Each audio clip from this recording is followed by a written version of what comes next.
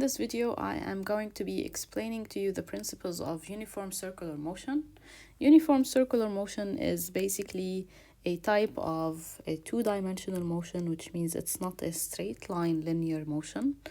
To have uniform circular motion, we have two conditions. The object has to be going across a circular path or along a circular path, so the trajectory should be a circle or an arc of a circle.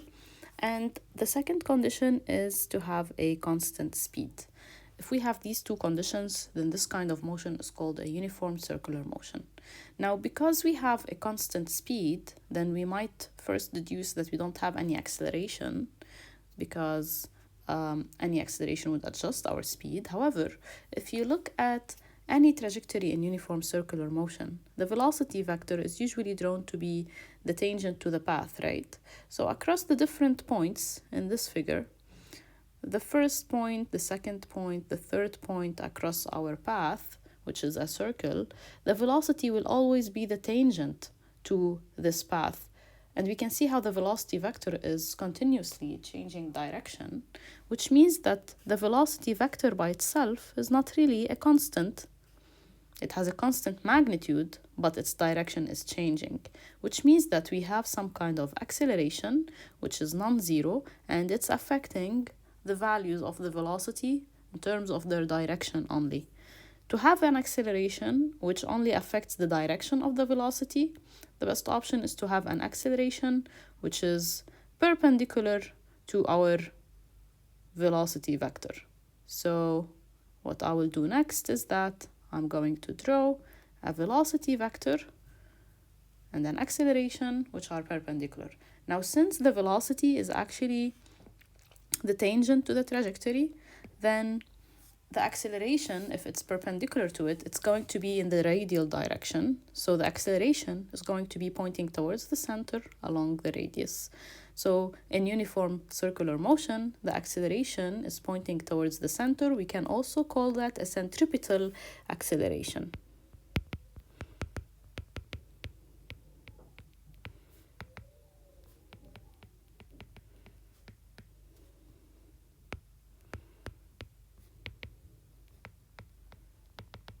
So we can call this a centripetal acceleration. Now, by Newton's second law, we know that F net is equal to ma, which means that F net and a always have the same direction, because m is a scalar. So the result will be that these two vectors have the same direction. And then I can also say that in uniform circular motion, F net is also along the centripetal direction. What does this imply? Well, if we check this example here, I have a satellite that is rotating around Earth. As you can see, of course, the green arrows are showing the direction of the velocity vector at different points. The velocity vector is always tangent to the direction of motion or the path taken by the object. You can see how I have drawn these centripetal arrows, which in principle we have just explained. They describe the direction of the acceleration. However, I can also say that the net force will also have this centripetal direction. So I will have a centripetal force in order to have a uniform circular motion.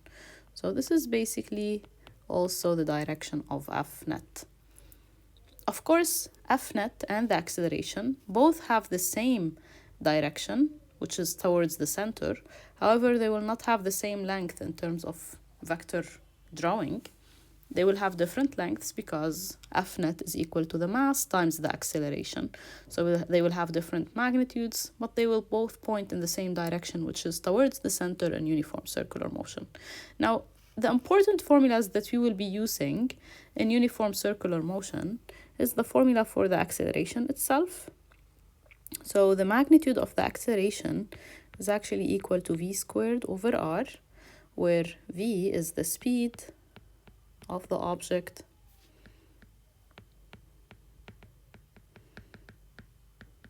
and r is the radius of the circular trajectory.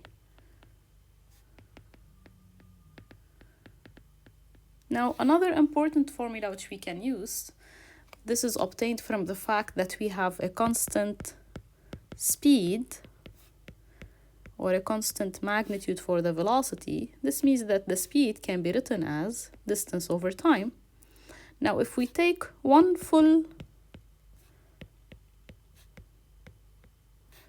circle or cycle for this uniform circular motion, so if an object moves, I have here the example of an electron moving around a nucleus. If this electron, assuming the Rutherford model where it moves in a circular path or in circular orbit around the nucleus, this electron, if it goes across one full circle, then I can actually apply the formula for this speed.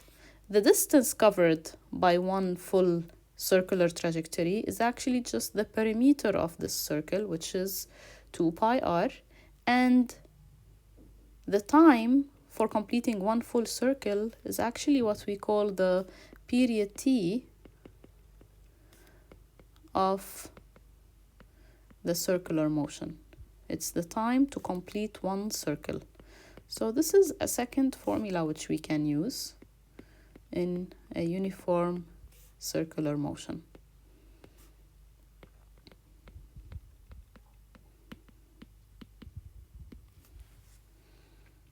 Now we can actually use this one to deduce a new formula for the acceleration. A can now be written as 2 pi r over t all squared over r, which can be written as 4 pi squared r over t. This is another formula for the acceleration in a uniform circular motion. So we can basically use this formula as well. We will have this formula. We will have also this formula for the acceleration. A equals v squared over r. And finally, don't forget this formula for the speed in terms of the perimeter of the circle and the period t of the circular motion.